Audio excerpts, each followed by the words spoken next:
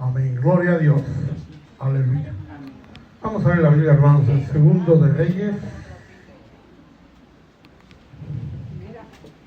Segundo de Reyes.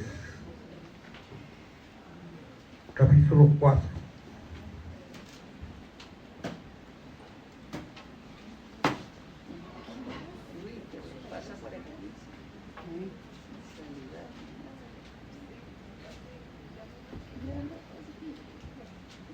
Segundo de Reyes, capítulo 4, vamos a leer del 14 hasta el 37. Segundo de Reyes 4, del 14 al 37. Amén. Y él dijo, ¿qué pues haremos por ella? Y Giezi respondió, he aquí que ella no tiene hijo y su marido es viejo.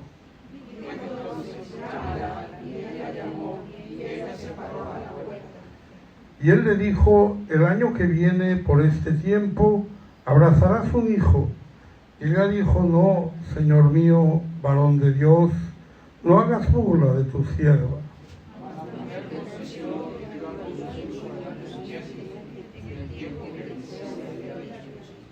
Y el niño creció, pero aconteció un día que vino a su padre, que estaba con los segadores,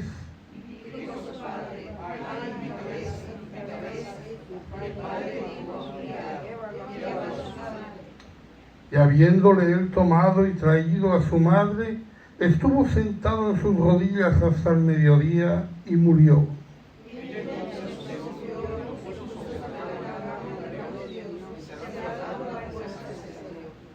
Llamando luego a su marido, le dijo, te ruego que envíes conmigo a alguno de los criados y a una de las asnas, para que yo vaya corriendo al varón de Dios y regrese.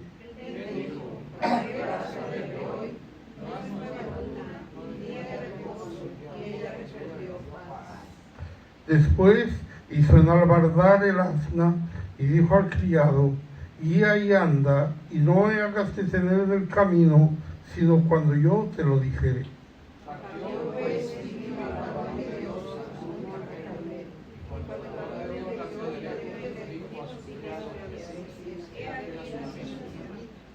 Te ruego que vayas ahora corriendo a recibirla y le digas, ¿te va bien a ti? ¿Le va bien a tu marido y a tu hijo? Y ella dijo, bien.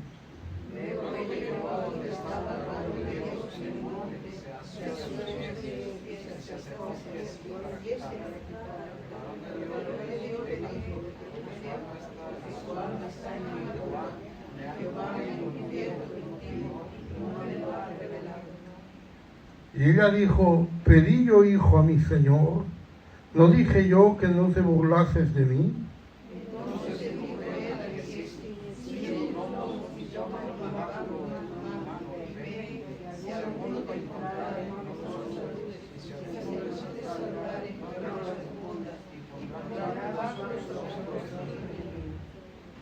Y dijo a la madre del niño, vive Jehová y vive tu alma, que no te dejaré.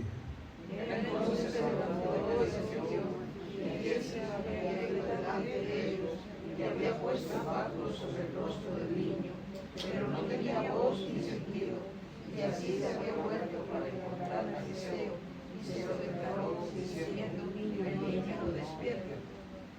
Y venido Eliseo a la casa, he aquí que el niño estaba muerto y tendido sobre su cama.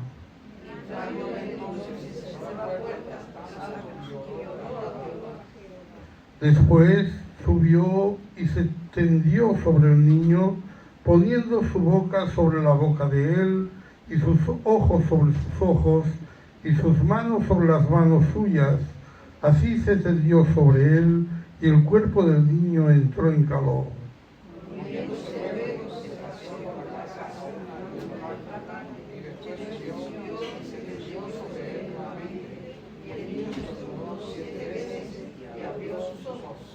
Entonces llamó él a Giezi y le dijo, llama a esta sunamita, y él la llamó, y entrando ella, él le dijo, toma a tu hijo.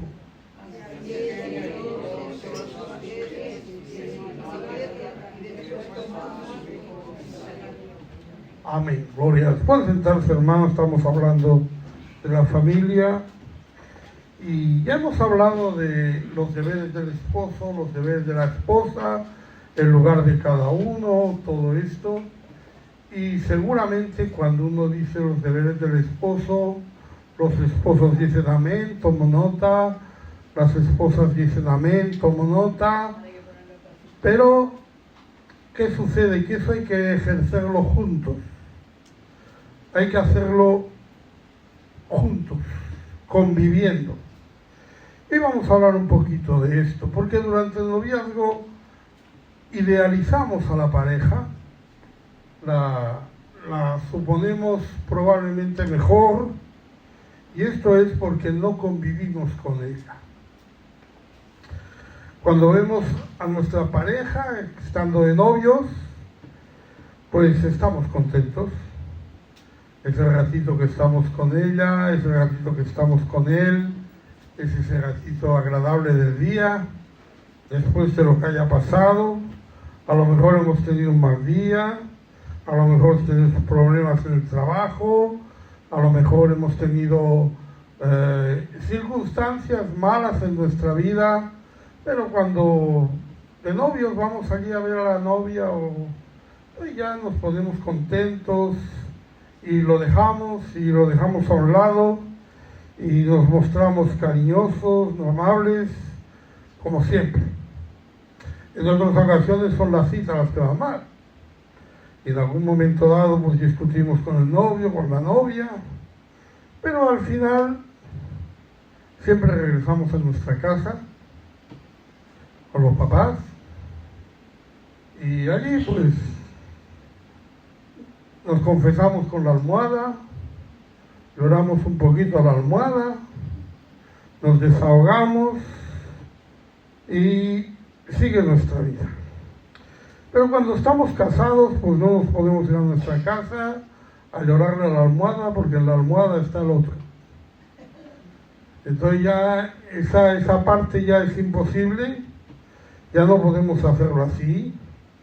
Cuando algo va mal no podemos ir a llorar a ninguna parte y por lo tanto estamos compartiendo todo. Y ahí nos veremos cómo somos realmente. Esto va a ser así, es diferente estar casado que ser novio.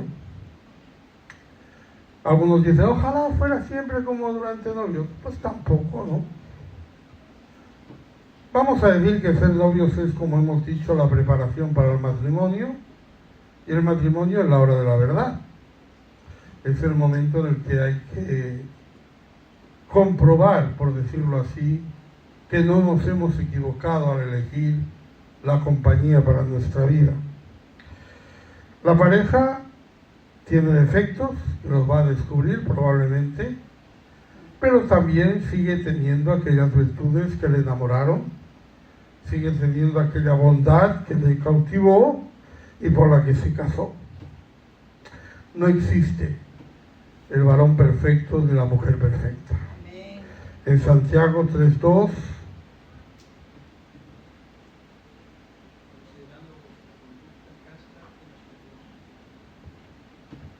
Santiago 3:2,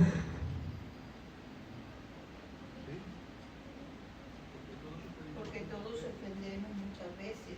Si alguno no ofende palabra, varón perfecto, capaz también de refrenar todo el cuerpo. si alguno no ofende en palabra, este es varón perfecto. ¿Quién no ofende en palabra, hermano? ¿Quién no habla? Amén, amén. A usted le molesta que hablen de usted, ¿verdad? Pero usted habla de otros. Seguro. Hermano, tampoco es malo que hablen de uno. No es malo, simplemente es normal, porque no estamos solos, no estamos aislados, no estamos en medio de un desierto, no estamos escondidos en una selva, y es natural que se hable, y es natural que haya ofensas, y es natural que todo eso suceda. No hay que darle demasiada importancia. Proverbios hace algunas preguntas interesantes. Por ejemplo, Proverbios 31:10.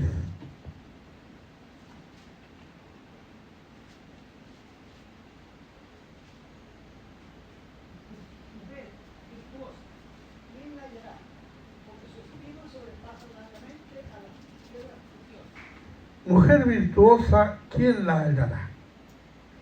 Esa pregunta quiere decir que se puede hallar, no quiere decir que no haya mujeres virtuosas, pero ¿quién la hallará?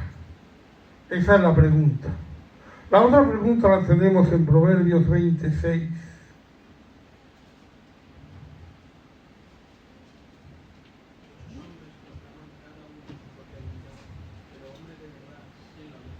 Hombre de verdad, ¿quién lo hallará? No quiere decir que no haya hombres de verdad, pero ¿quién lo hallará?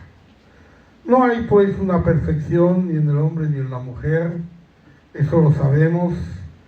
Cuando convivimos nos damos cuenta de cosas que en el noviazgo no supimos, porque a lo mejor se superaban después de la cita, ya dije ahí con la almohada, pegándonos algún llorico que otro, y ahí superamos el problema. Algunas de esas cosas pues nunca las habíamos sabido porque no habíamos convivido, así que el problema no había surgido y al final el problema es una sorpresa para los dos. En la historia que hemos leído había una diferencia de edad, dice que él era viejo y esa diferencia de edad evidentemente ya la conocían desde el momento que eran novios, desde el momento que se conocieron, se dieron cuenta de esa diferencia de edad. Pero no tuvieron hijos. Y esa falta de descendencia no se podían dar cuenta antes de convivir y antes de estar casados. Por tanto, hay cosas que nos van a venir de nuevas porque no las hemos pensado, porque no han pasado, porque no convivíamos, porque no le dábamos una vida de matrimonio. Usted puede comparar el noviazgo con una carrera, usted está estudiando una carrera, cuando usted acaba de estudiar la carrera y empieza a ejercer, las cosas son muy diferentes, aunque sea la misma carrera. En el estudio solo tiene que estudiar y hablar, hacer prácticas tal vez, con un señor al lado que le va indicando, en el momento que se equivoca le dice esto está mal, hágalo así, hágalo así, pero luego ya queda solo y ya tiene que ir tomando decisiones importantes. De la misma manera que una maquinaria nueva, a poderla funcionar por primera vez, pues tiene pequeños desajustes, tiene pequeñas piezas que no acaban de encajar o no encajan todo lo bien que quisiéramos.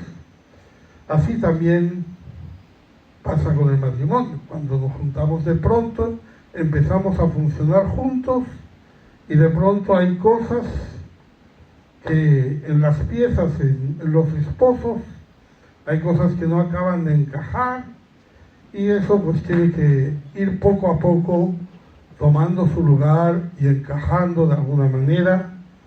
Hay que echarle grasa, me refiero al amor, hay que echarle cariño, hay que echarle la necesidad, para que al final esa maquinaria funcione. Antes en los coches esto era muy evidente, cuando uno compraba un coche le decían, usted los primeros kilómetros no vaya a más de tal velocidad, tenga cuidado, está en el rodaje, es muy importante, según como usted haga el rodaje, después se va a portar el coche. Si le hace un buen rodaje, el coche va a quedar bien. Si hace un mal rodaje, el coche le va a quedar mal. Ahora eso ya se hace en fábrica y ya no es así. Usted sale con un coche de fábrica y ya tiene hecho rodaje. Pero antes era así. Y un poquito, eso es lo que pasa. Al principio del matrimonio es muy importante por esto. Porque es el momento de encajar, de poner las cosas en un lugar que puedan funcionar a partir de ahí, porque no queremos estar toda la vida chocando. Queremos que haya fluidez y que vayamos bien. Para eso debemos reconocer que nuestra pareja tiene defectos, lo cual es obvio, pero también debemos reconocer que tiene virtudes. Y depende de dónde pongamos nuestro énfasis, en los defectos o en las virtudes, podremos edificar o podemos destruir el matrimonio. Realmente nuestra pareja no es un compendio de virtudes, pero tampoco es un manojo de defectos. Es decir, ahí hay de todo y nosotros también somos así. Tampoco somos un compendio de virtudes, pero tampoco somos un compendio de defectos. Alguna cosa buena tendremos. Así pues, esto no depende de la pareja, esto depende de uno mismo, de lo que cada uno haga y de cómo cada uno lo haga. Ante este descubrimiento tenemos dos opciones. Podemos sentirnos decepcionados por los defectos o comprender, asumir que aunque el defecto que tiene el otro no es el defecto que tengo yo, no por eso es peor ni mejor que el mío, simplemente es diferente. Y si yo puedo comprender el defecto del otro, el otro puede comprender mi defecto.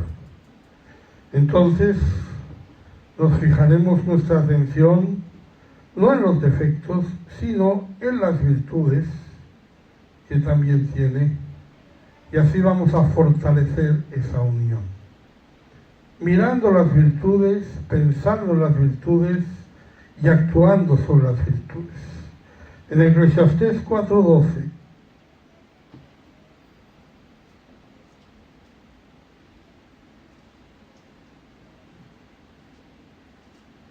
Y si alguno prevaleciere contra uno, dos le resistirán, y cordón de tres dobles no se rompe pronto. Cordón de tres dobleces no se rompe pronto. ¿Qué quiere decir eso? Quiere decir que el momento de convivir, esos dos cordones tienen que empezar a doblarse uno con el otro una y otra vez. Cada cosa que nosotros podamos atar, cada cosa que nosotros podamos poner de acuerdo y afinar en nuestro matrimonio, va a ser fortaleza para nuestro matrimonio. 3 nudos, 4 nudos, 5 nudos, 6 nudos, 10 nudos, 200 nudos. Cuando miramos los defectos no podemos anudar, pero cuando miramos las virtudes podemos unir. Y cuando nos unimos somos más fuertes. El reproche constante de los defectos va a llevar a un problema con el matrimonio. El reconocimiento de las virtudes lo va a reforzar y va a añadir fibras a ese cordón para que el cordón sea más fuerte. Amén. Y vamos pues a analizar la historia que hemos leído. Algunos tal vez habrán dicho a qué viene esto, pero ahora va a verlo. Vamos a hablar de la historia de la Tsunamita, donde vemos unos esposos que están casados y tienen algún problemilla. Uno es viejo, la otra no tiene hijos, o él no tiene hijos, porque no nos dice que fuera estéril la mujer, tal vez era un problema del hombre, quién sabe. Pero en todo caso las cosas eran así. Y yo quiero que miremos esta historia para aprender a arreglar problemas.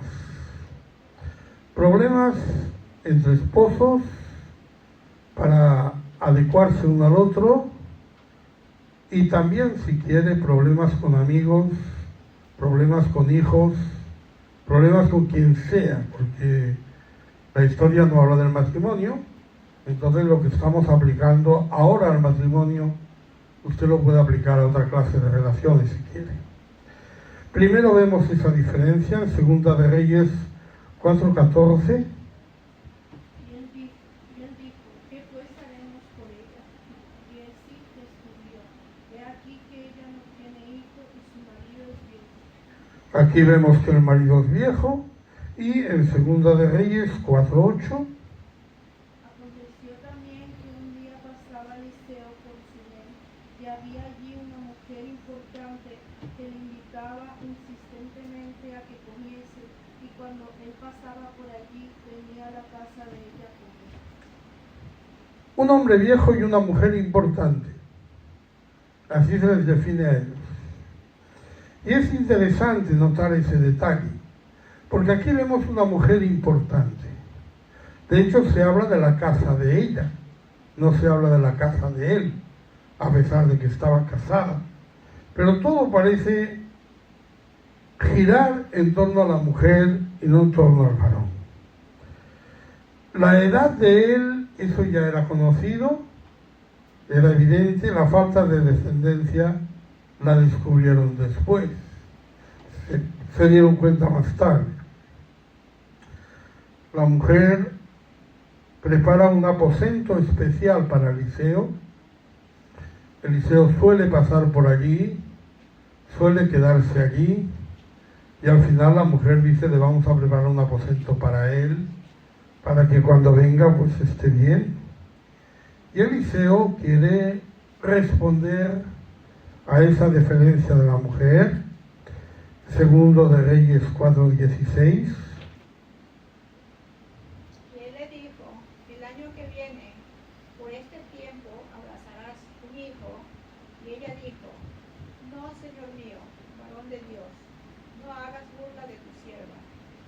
Eliseo le dice que va a tener un hijo. La mujer no se lo ha pedido. Ella ya está, digamos, convencida de que no va a ser madre. No sabemos el tiempo que llevaban casados, pero suficiente para haberse dado cuenta del detalle. Giesi también lo había sabido y le había dicho a Eliseo: ellos no tienen hijos, les parece que hay algún problema ahí. Eliseo dijo: pues esa va a ser la manera de compensarla. Dios le concede el hijo, que sin duda lo recibe como una bendición importante para ella, porque no tener hijos en Israel es una mancha para la mujer, y una mujer estéril era una causa de divorcio legal dentro de Israel. Por ejemplo, tenemos el caso de Elizabeth, la madre de Juan el Bautista, que también era vieja, que había sido estéril toda su vida, no había tenido hijos, y cuando ella quedó embarazada, en Lucas 1:25,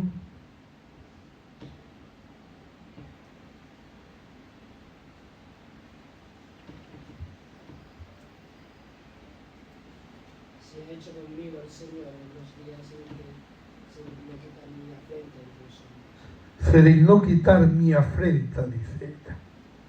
Para ella el no haber tenido hijos era una afrenta delante de los hombres. Evidentemente delante de Dios no es ninguna afrenta, pero para los hombres eso era un defecto en la mujer que era importante. Así que llega este hijo al matrimonio como algo importante, como algo precioso, como algo que viene de parte de Dios. ¿Y de qué estamos hablando? Que es algo importante, que es algo precioso y que viene de parte de Dios. Proverbios 18:22.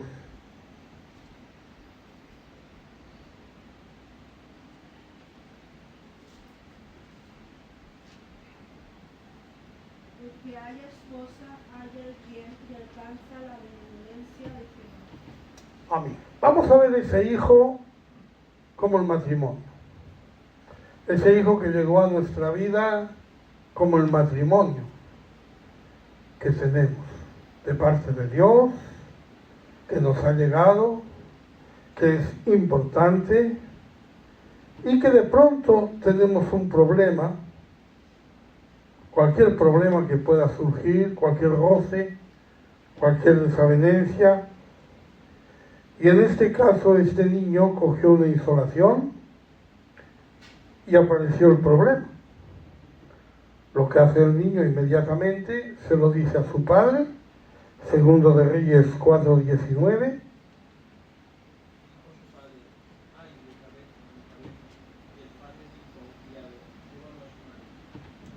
Aquí ya vemos un pequeño problema. En el otro lado también. El padre se muestra muy indiferente. Hay un choque de caracteres aquí.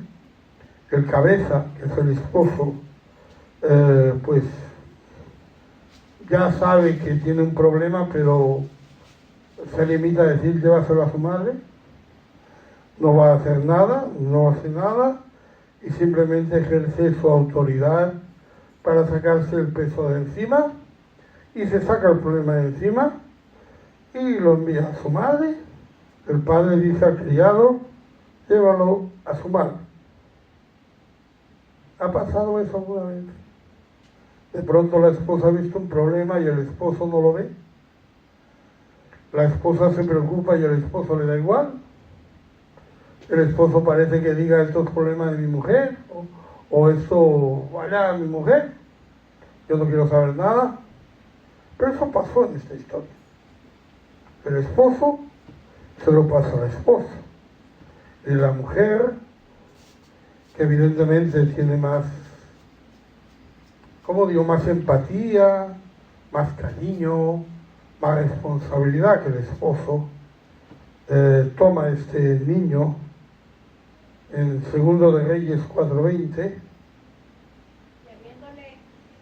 Y habiéndole él tomado y traído a su madre, estuvo sentado en sus rodillas hasta el mediodía y murió. Ella lo recibe, ella lo coge, lo abraza, se lo sienta en sus rodillas. Pero hermano, la mejor enfermera, la mejor persona no puede hacer otra cosa sino soportarlo. Tiene que aguantarlo. Y tengo que aguantarlo porque es así, ha habido este problema y hay que aguantar el problema y no hay otra. Y ese problema está ahí sentado en sus rodillas, cerquita, abrazado, querido. Uno no quiere perder ese niño, pero ese niño se está yendo y al final se muere el niño. En las rodillas de la madre, pero se muere. El niño murió. Y así se acabó el matrimonio, se acabó el niño. Ojalá que no espera que su matrimonio se acabe. Pero incluso aunque se haya acabado, aquí no acaba la historia. La historia va a continuar. Porque esta mujer toma una decisión. Una decisión que quizá sea muy sorprendente. No ha podido hacer nada por ese niño, no ha podido hacer nada por ese matrimonio, pero piensa que podía haber una esperanza en las manos de Dios. Esto ya es un acto, vamos a decirlo así, de valentía o una decisión importante, porque cuando se muere un niño, ¿qué hacemos? Lo enterramos, ¿cierto? En la enfermedad reaccionamos de otra manera. Si su hijo cae enfermo, usted llamará, hermanos, vamos a orar por mi hijo que está enfermo. Si su hijo muere, usted no dice, hermano, vamos a orar por mi hijo que resucite. ¿Por qué? Evidentemente, para hacer eso usted tendría que estar muy seguro de que esa es la voluntad de Dios, ¿verdad? Amén. Yo también. Yo no voy a orar por un muerto, a menos que estuviera muy seguro que Dios quiere resucitarlo, porque no me voy a poner a orar por muertos ahora. Pero esta mujer toma esa decisión, piensa que hay una esperanza en Dios. En Salmo 127:3. He aquí, herencia de Jehová son los hijos, cosa de estima el fruto del vientre. Herencia de Jehová son los hijos. No se puede perder porque es de Dios. Ese matrimonio no se puede perder porque se ha hecho en la presencia de Dios. Eso no se puede acabar, no podemos permitir que eso muera. Así que esta mujer toma una decisión importante de poner las cosas en las manos de Dios, pero lo hace de una manera sabia. Tiene en cuenta el carácter del esposo, tiene en cuenta la sensibilidad del esposo. Ella no se lo dice al esposo. No le dice al esposo, cariño, nuestro niño ha muerto, vamos a ir a ver a Eliseo para que ore por él. Y no se lo dice porque ya sabe que el marido se ha mostrado indiferente, que su carácter no se va a interesar por su niño. Si no se interesó cuando estaba vivo, no se va a interesar cuando está muerto. Y por lo tanto ya supone que el marido da por acabado el matrimonio o da por acabada la historia. Pero ella no, así que no le dice nada. Ella no dice mi matrimonio se ha muerto, ella no dice se acabó todo. No lo dice porque tiene una esperanza en Dios. Porque sabe que hay esa esperanza en Dios. Y así que pone a su hijo en la cama de Eliseo. No en su cama, no en la cama del niño, sino en la cama de Eliseo. Lo pone ahí, en ese aposento alto. Sin duda era un lugar apartado fuera de la casa, donde se solían recibir las visitas. Lo habían preparado para Eliseo. Y si el marido hubiera llegado a la casa, no lo hubiera visto porque no estaba en la casa, estaba en la parte de arriba donde las visitas. En 2 de Reyes 4:21. Ella entonces subió y lo puso sobre la cama del varón de Dios, y cerrando la puerta, salió. Lo puso sobre la cama del varón de Dios y cerró la puerta. Visita al profeta. El profeta era el que le había dado el hijo, y por lo tanto esto se convierte en un problema espiritual.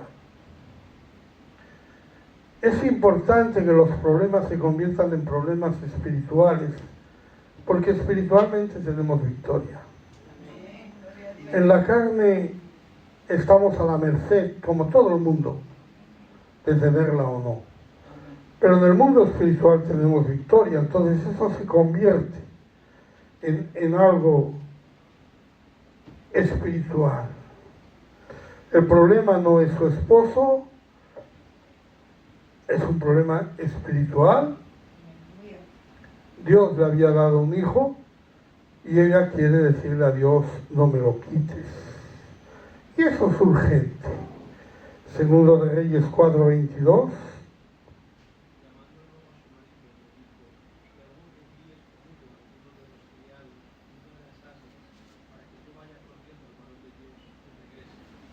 Para que yo vaya corriendo al varón de Dios y regrese. Es algo urgente. Es algo que no necesita espera. Inmediatamente, si vemos que la cosa está mal, si vemos el problema, incluso si creemos que el problema ya ha acabado con nuestro matrimonio o con nuestra relación, incluso aún así es urgente que empecemos a orar. No le pida al esposo que lo haga él. No le pida al esposo que venga con ella. Lo hará ella, que es la que ve el problema. Lo hará ella, que es la que le interesa ese problema. Y es urgente que actúe en su problema. Hay que prepararse, porque no va a ser fácil. Hay que prepararse porque va a requerir un esfuerzo. Va a tener que correr un poquito. Pero vamos a orar. Vamos a prepararnos para esto. Así que dice que va a ir corriendo al varón de Dios y regresar. El esposo no sabe para qué ni por qué. Pues le dice, ¿para qué vas a ver a la profeta? No hay culto hoy. Hoy no es día de culto, hoy no es día de nada. ¿Para qué vas a ver al profeta? Pero ella solamente le dice al esposo, paz. No te preocupes, yo voy a ir, quiero ir, voy corriendo. Y así lo hace. En 2 de Reyes 4:24. Después hizo enalbardar el asna y dijo al criado, guía y anda, y no me hagas detener en el camino, sino cuando te lo dijere. No me hagas detener. Voy corriendo y no me hagas detener. Vamos al varón de Dios. Fue directamente a Dios. Fue directamente al varón de Dios, que en este caso representa a Dios mismo, y no para hasta llegar a Dios. Tenemos que llevar las cosas delante de Dios directamente. y no dejar de orar hasta que uno esté en la presencia de Dios. Muchas veces uno delante del problema piensa en otros. Tenemos un problema, voy a pedir a la iglesia que ore, voy a pedir a mi prima que ore, voy a poner un anuncio en internet a ver si encuentro 100 personas que oren, voy a ver si consigo mover el mundo para que ore. Pero lo que hay que hacer es ir uno delante de Dios. Amén. Porque nadie va a pedir mejor por su necesidad que usted que la tiene. Amén. Nadie va a hacerlo mejor. A nadie va a escuchar mejor Dios que a la viuda que está clamando. A nadie mejor. Por eso fue directamente a Dios. Y no para hasta llegar a Él. Eso fue lo que hizo el hijo pródigo también, en Lucas 15, 18.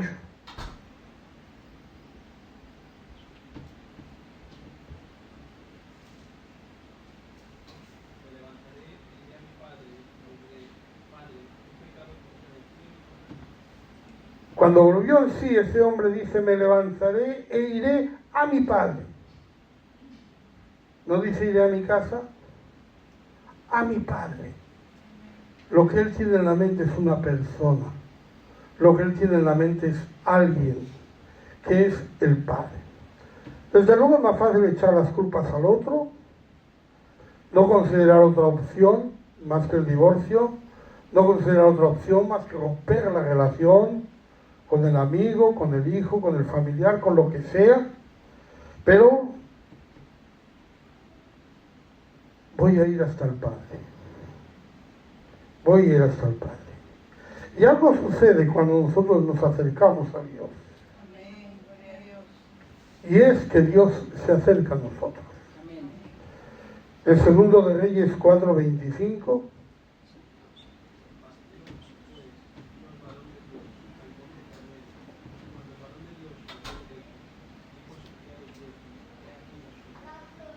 El varón de Dios la vio de lejos.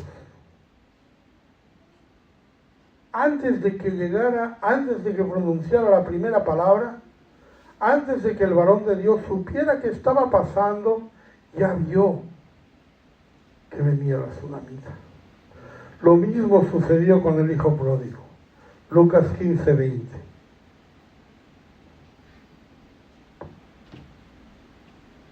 Levantándose, vino a su padre, y cuando aún estaba lejos, lo vio su padre, fue movido en misericordia, y corrió y se echó sobre su cuello y le dijo.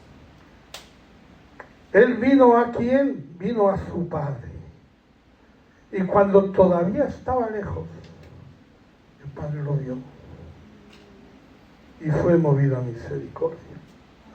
Hay una, como le digo, hay un consuelo, hay un ánimo, hay una palabra de consolación en esto. Porque una vez cuando se acerca a Dios va desesperado.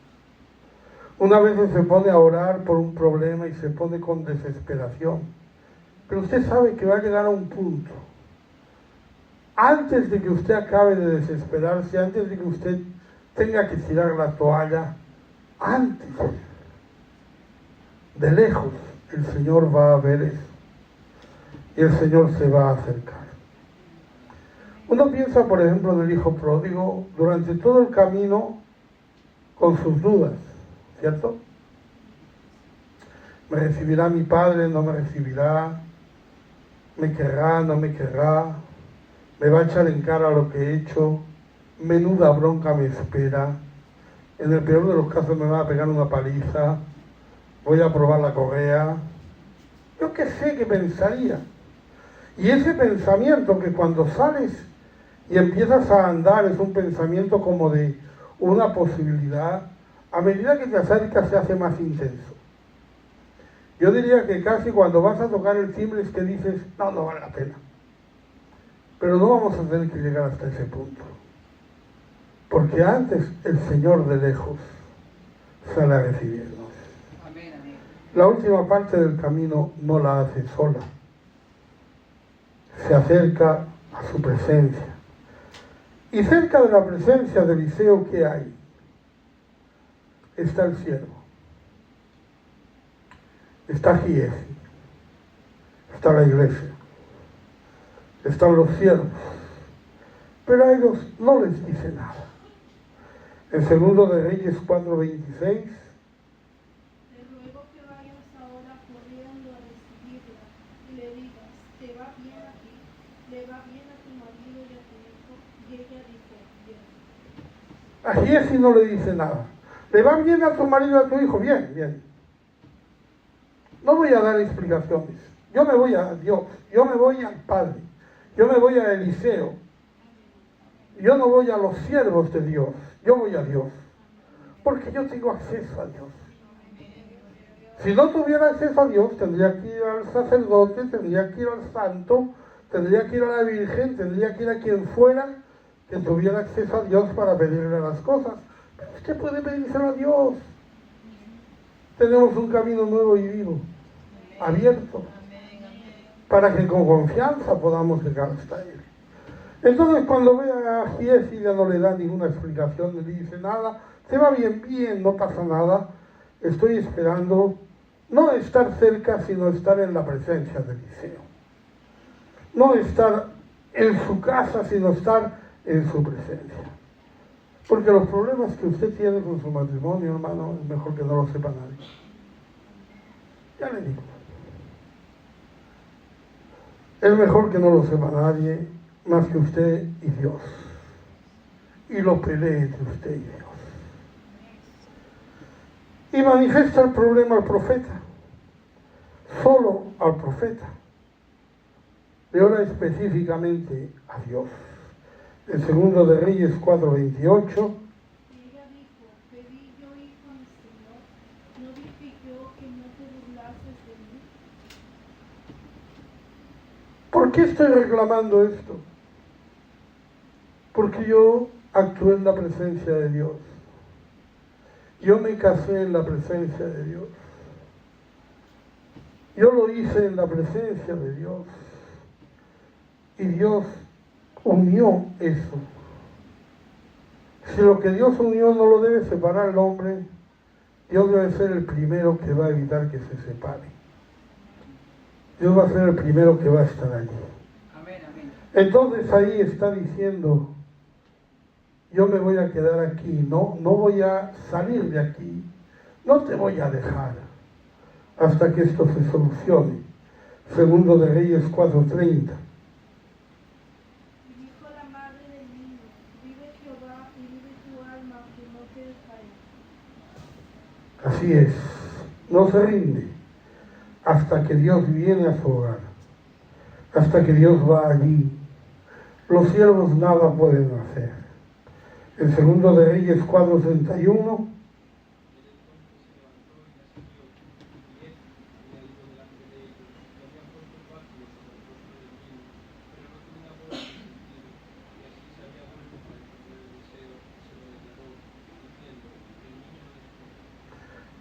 El siervo ya había ido, el siervo ya había estado, ya había orado por ese niño, ya habían hecho su oración allí. Tal vez había puesto el báculo del profeta encima del niño.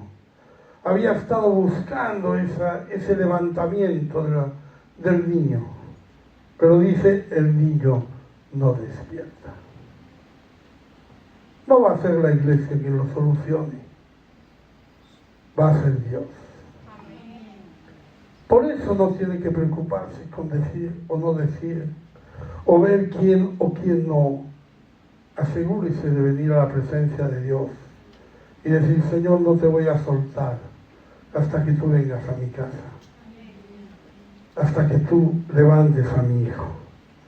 El resultado, ya lo sabemos, regresa con el profeta, no regresa con el criado, ya está claro que los siervos del profeta no pueden hacer nada. El diagnóstico lo debe hacer Dios, porque solo Dios puede resucitarle. En Juan 11:25.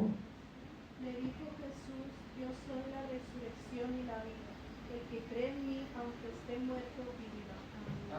aunque esté muerto. Nadie niega que esté muerto. Nadie dice, no, eso es una cosa pasajera. No lo está diciendo nadie. Nadie dice, no, esto es una enfermedad grave. No lo está diciendo nadie. Está diciendo, está muerto. Está muerto. Pero entonces hay la acción de Eliseo. Eliseo hace que el niño entre en calor. Eliseo busca una reacción en ese niño y lo consigue. Segundo de Reyes 4, 33 a 35. Entrando él entonces cerró la puerta tras ambos y oró a Jehová. Después subió y se tendió sobre el niño, poniendo su boca sobre la boca de él, y sus ojos sobre sus ojos, y sus manos sobre las manos suyas. Así se tendió sobre él, y el cuerpo del niño entró en calor. Volviéndose luego, se paseó por la casa a una y otra parte, y después subió y se tendió sobre él nuevamente. Y el niño estornudó 7 veces y abrió sus ojos. Es así, el Señor hizo que ese niño volviera a tener vida. ¿Qué fue lo que pasó? ¿Qué fue lo que hizo posible eso? Fue la fe en Dios de esa mujer. No fue la fe en su esposo, porque ya había visto cómo era su esposo. Pero sin tener en cuenta o teniendo en cuenta la situación, tomó iniciativas. Aportó calor a esa relación, buscó una reacción y eso llegó y pudo recibir a su hijo y pudo restaurar su matrimonio. El segundo de Reyes 4:35.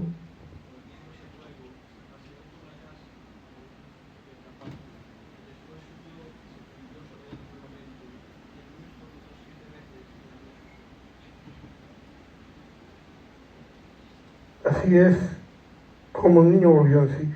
Yo dije 4:36.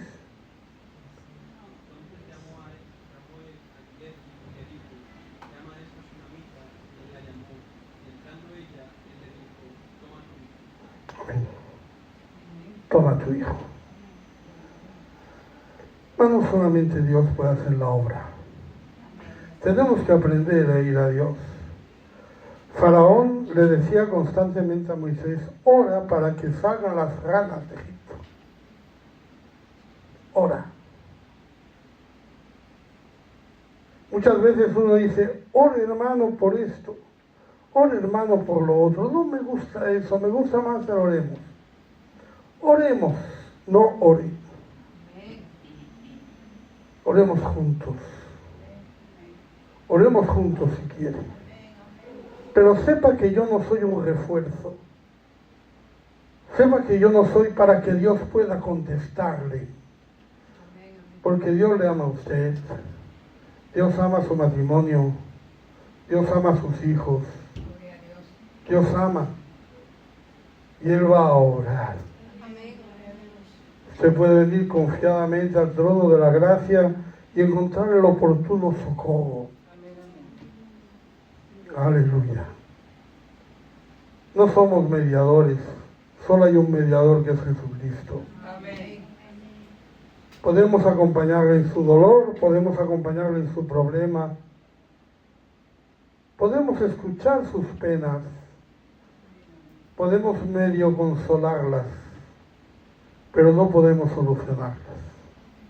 Solo Dios puede.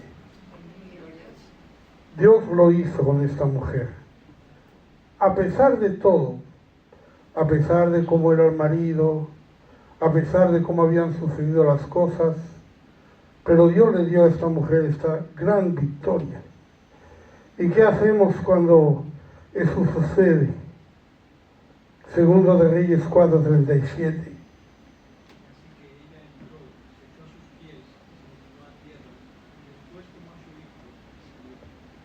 Cuando eso suceda hay que alabar a Dios.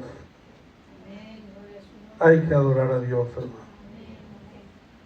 Tenemos que obtener victorias. Mira, la manera de obtener la victoria es convertir el problema en un problema espiritual. Dejar de mirar al esposo y mirar a Dios. Dejar de mirar el problema y mirar a Dios. Dejar de mirar incluso a la iglesia y mirar a Dios. Él es el que obra. Él es el que tiene el poder y Él es el que se llevará toda la gloria. Y se la debe llevar, hermano. Porque no hay otro. Ahora muchas veces uno puede ver en historias como esta nuestras relaciones. Ya dije, no solamente con el esposo o la esposa, relaciones con amigos, relaciones con hijos. Tal vez están pasando esas cosas en su vida. Solo hay uno que puede arreglarlo. Y solo hay uno que podemos ir para que lo arregle. Al principio del matrimonio surgirán cosas no como esta, no tan graves, tonterías, pero tonterías que uno no puede saber hasta que se casa. Porque yo cuando estaba soltero en mi casa, el que tiraba la basura era mi padre. Pero ella, cuando estaba soltera en su casa, la que tiraba la basura era su madre. Así que cuando se juntaron, ¿qué pasó? Que él estaba esperando que ella tirara la basura, ella estaba esperando que él tirara la basura, y cuando ya pasó el día y no había tirado la basura, ¿por qué no has tirado la basura? Eso te corresponde a ti. No, perdona, la basura la tiras tú.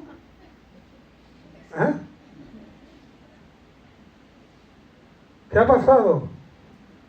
Que cuando éramos novios no hablamos de quién iba a tirar la basura. ¿Verdad? Es natural. Cuando nos casamos van a surgir cosas que no hemos hablado, que no hemos considerado, porque las dábamos por supuestas, porque sabíamos lo que pasaba en mi casa, en la casa de mi padre, en la casa de mi padre. Y ahora yo me junto y me imagino que va a pasar lo mismo. Y que si la costumbre es que la basura la tire el varón, pues el varón es el que va a tirar la basura. Pero la mujer dice, no, de ninguna manera, siempre ha sido la mujer la que tira la basura. Cosas de estas, hermano, van a haber muchas al principio de la relación. Tonterías. Que va a depender la importancia que le demos a eso. Es tan fácil como ponerse de acuerdo. Desde yo no voy a dejar que a mí me obliguen a tirar la basura. En mi casa siempre ha tirado la basura la mujer, yo no voy a tirar la basura. Y la otra dice, yo no voy a tirar la basura siempre porque en mi casa siempre ha sido el hombre y que la tire él. Bueno, pues el acuerdo en el nuevo hogar es que uno la tira una semana y el otro la semana siguiente. Y ya está solucionado el problema y la maquinaria sigue funcionando y tiramos adelante y le ponemos ese poquito de grasita de amor, ¿verdad?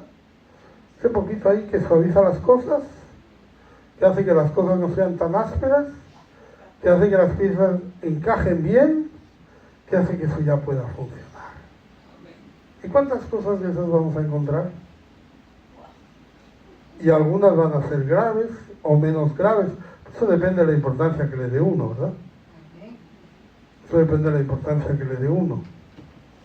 Mejor para uno es muy importante no tirar la basura, o es muy importante tirar la basura, yo qué sé. Pero qué bueno es que pues, seamos capaces de relacionar las cosas entre nosotros. Y si usted ve que no es posible y que eso parece que acabe con todo y parece que se nos muere el niño, y parece que nos quedamos sin nada y parece que eso va a arruinar todo lo que hemos montado desde que empezamos a ser novios hasta que nos casamos y después de a lo mejor 1 año, 2 años, 3 años de casados, o 20 años o 40 años de casados. Qué triste cuando uno escucha gente que ha estado tiempo casada y se ha divorciado, ¿verdad? ¿Qué pasó? ¿Qué fue que de pronto uno de ellos se convirtió en un monstruo?